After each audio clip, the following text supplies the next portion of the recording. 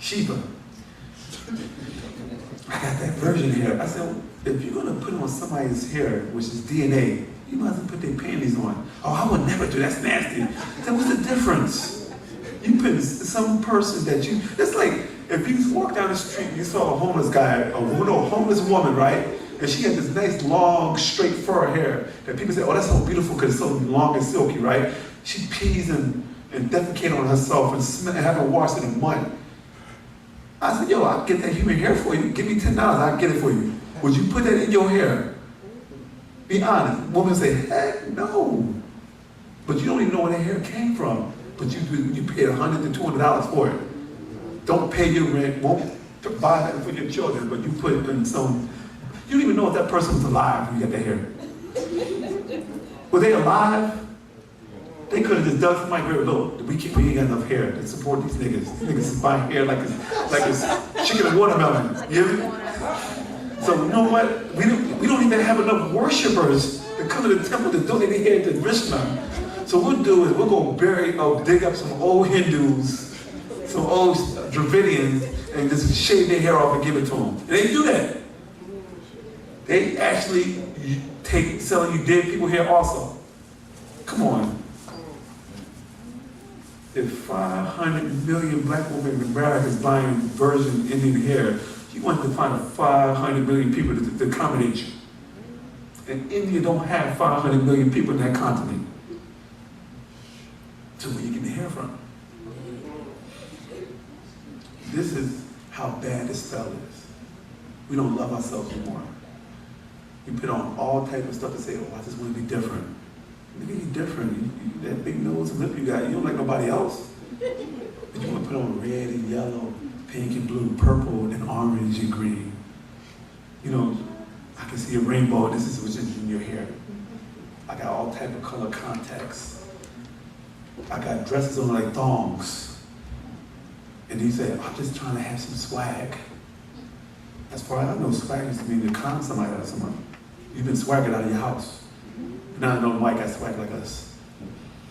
This is the spell that our master teacher is trying to break out. We have to learn to love ourselves first before we can love others. How can you say, I love you?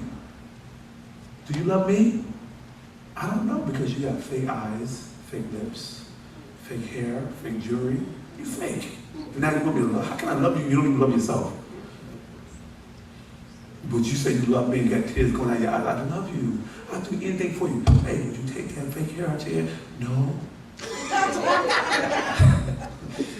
Why? I thought you said you love me. Yeah, but I still got to be different. I don't feel comfortable like that. Different for who though? How can you emulate something that's not even your hand? How can you say, I want to go back to Riss. I want to go back to Ilion, right? But I want to look like the Caucasian. I want to dress like them. I want to smell their cologne. I want Paris Hilton. I want Kim Kardashian. Come on, how can you put on cologne from a norm media hub? No. You hear me? But I want to smell like Kim Kardashian. Got a skin disease. But cats don't even see the paralysis. She got paralysis. Cats know it, they still want to hit it. That's that leprosy. She has been diagnosed with paralysis, a form of leprosy, a skin disease, and cats say, I still want to hit that. That's sick. And this is the mentality that we have gotten over the years. It's not racism, it's facts. If a guy robbed you, said, you're a thief. Are you racist? Come on. Your history speaks for itself. Everything that you've done has not been good for this planet. I'm not saying all white people back, there's some good white people out there. But I'm saying a lot of when I look at your history, you steal from people, you take people's land. Then to make the situation even worse, you had the balls to say, well, hey, I'm Native American. You're going to take their land, and then you're going to take their name and their identity. And then kick them on a reservation, which is another ghetto, right? You hear me? And say, I'll give you a couple dollars, be quiet. I'm Native American, I got Cherokee in me. But no, you got Cherokee because you killed out the original Cherokees.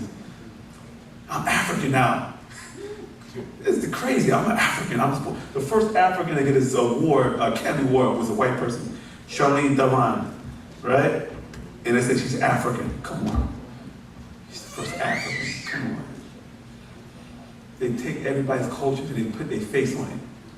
Then you sit and say, well, Jesus, it doesn't matter what color Jesus is. How can you make that statement after you put the picture out? After you made the 10 Commandments and the last passion of Christ. And they say it doesn't matter what color they are. And you got magazines and pictures. And all our leaders are getting lighter and lighter. Shaka Zulu is starting to look like Bob Cortell now. Come on. This is what we're dealing with. So in the Wu-nuwaupu, what we got to do is we got to, each one teacher, we got to reach our people. We got to break this spell on our people. It ain't going to be easy. Because our people love to have nothing. They love to be hip and how do you play, you know, it ain't about culture, it's about fashion and style. This is what we did. This is what we're dealing with. I'm going to pass it over to my brother, you can close it out.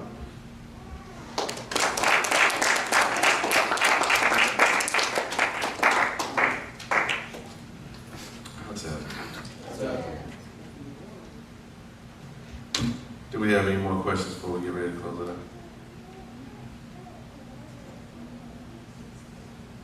It's good to see new faces in there that I hadn't seen before, so I want to make sure I tell everybody how to, you know, I saw some people come in a little later than others. What's going on at the table? How do you feel? All right. But yeah, so pretty much no questions. I tell you what, it was one thing that I was going to say for the brother back in the back that was asking a question also about white people and being our friends and things of that nature. I was propagating back in South Carolina, and a white guy stops at the table and he asked me a question about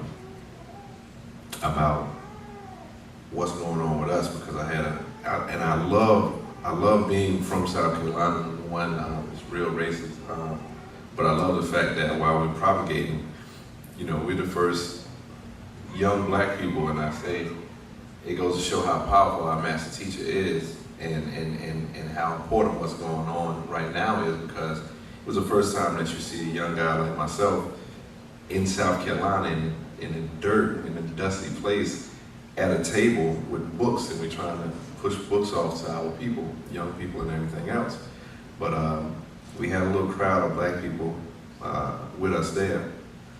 And every time I start to say something about white people, if they want to be like, they'd be like, yeah, that's right, that's how they do. That's how they do it whenever they tell me, you know how a white man does. It's like you had to fire them from their job right then for talking to me. Right then, it's like, you know, don't tell them that I'm saying that I agree with you. Messing on, get us. You know, it's like that. I mean, it is real. But as I'm sitting there, I like to talk louder when white people come by the table. Because I guess that's just liberating for me, you know, all this time that I've been a Christian, you know, worshiping Jesus and all that. Now I get to kind of give him something back. But anyway, white dude stops at the table while I'm sitting there talking to people. I act like he wasn't there, you know, at first. And I was telling him, I said, you know, the problem that we have, back to what my brother said about us not loving ourselves, is we're so much at a disadvantage so many times still. We don't know who we are, right? But you can stop and you can ask a white person what's their nationality, and they'll be proud to say, hey, I'm German-Irish. You know what I'm saying? And I ask the brothers and sisters right here, I'd be like, so why is it that he knows who he is genetically, you know what I mean? And I've asked people, you know, what they are. You know, I ask my brothers and sisters in South Carolina, like, hey, what's your nationality? I done heard cats say stuff all the way from, man, I'm just a nigga. So I done heard cats say stuff like, man, I'm a PIMP, man. You know what I'm saying?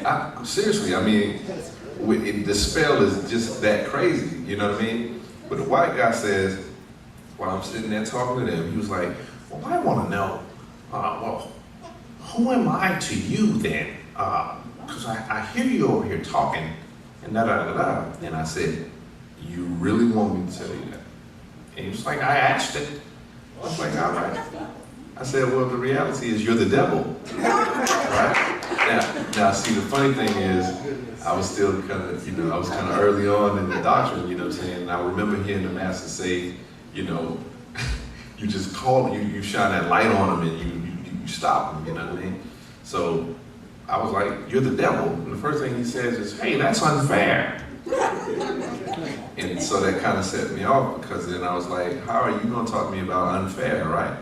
And then I started going in, and we started coming through we went through his catalog of atrocities towards us as a people, and every other person or people who have ever, come into contact with him and his genetics, and it was just like, I mean, every land you go to, you stealing, you're raping, you're pillaging, you're murdering, you're doing all that, da-da-da. That's what you still do. That's what you're doing right now. At the end of it, he was like, I can see that. It was like he came to a revelation, like, yeah, I can see that. So next time you're out there and you're dealing with some white people that are talking about they want to be friends, if they can't come to the realization that they're the devil, like you said, we're not going to be able to, like you said, don't get it wrong. I can be nice to white people. I can hold a door for a white person or whatever like that. I'm not mean like that. It's just that I'm not going to trust you. There might be some good white people. There's like some snakes in the bag might not be poisonous, but I'm not going to put my hand down in the bag, reaching for the ones that's not poisonous when it's poisonous ones in there. Because I know you're a snake. You might not be poisonous, but you're a snake. And I don't trust it. So, and right now, like you said, we at a disadvantage. So through Wu-nuwaupu, what our job is to do is to go ahead and focus, like a white boy comes to me on 5 points and said he was with the whole movement, the Occupy Wall Street, what they say, we're the 99%. And he came to us that day, we was on 5 points, and he was like, I just want to know what you all's, what do you see as important? I said, well, what I see as important is the fact that we need to take care of our own problems and we don't need you. And I was like, we don't need your help to solve our own problems. We need to solve our problems because we can't truly be equal with any other race until we have our own everything. Then we can start talking about having, diplomatic foreign relations with people. That's why when you're talking about who we are as a nation, this nationhood that we're talking about, the United Nuwaupian Nation, is so important. If you had, by the way, if you hadn't filled out your ledgers, here's a plug, fill out your ledgers. If you haven't registered to vote, register to vote, because we are publicly endorsing Barack Obama. The reason why we are publicly endorsing him by the word of, Panabab Yanun or Pamanzal is because of the fact that in 2010, Barack Obama went totally against the Bush regime, against the rights of indigenous peoples, of which we are. Like, we can talk about the fact that some of our ancestors had to go through slavery and the mistreatment and things of that nature, but even before all of that, we're still indigenous wherever we set foot on land, because we were on land everywhere first. So Barack Obama in 2010 went against Bush and his regime with that. Mitt Romney is talking about going back and going against the Obama regime as far as that's concerned, which means he would be going against us as a nation. So as a nation, that's the reason why we publicly endorse Barack Obama in that sense as well. But yeah, I say that to say the nation situation is that important.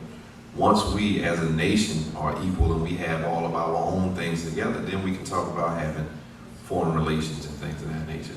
Outside of that, now's not the time for us to be talking about let's hold hands and stand on the mountain and sing Kumbaya. So with that, I think class is over. If there's no more questions, I'd like to thank everybody for coming out. Like I said, if you haven't, 1 second. Okay, we do have a tentative schedule for everything that's going on at the temple. Today is Wednesday. Wednesday at 7:30 as of right now is when we have our question and answer, so we'll be right back here. Today's Friday. Wow. See, time is sped up, slowed down. I'm off because I'm off his time. Today's Friday. It's Friday, or whatever day you watch it. So today's Friday, and then on Wednesday is when we have what? Nuwaupic class Wednesday. Go to nuwaupic.com. That's www.nuwaupic.com for Nuwaupic studies. And then if you're here in the area, come here on Wednesday We have Chatting with the Elders on Thursday at 9. Be here at 8:30, park in the back. We'll be back here again, like I said, on Friday. Tuesday, affirmation. Tuesday. Yeah.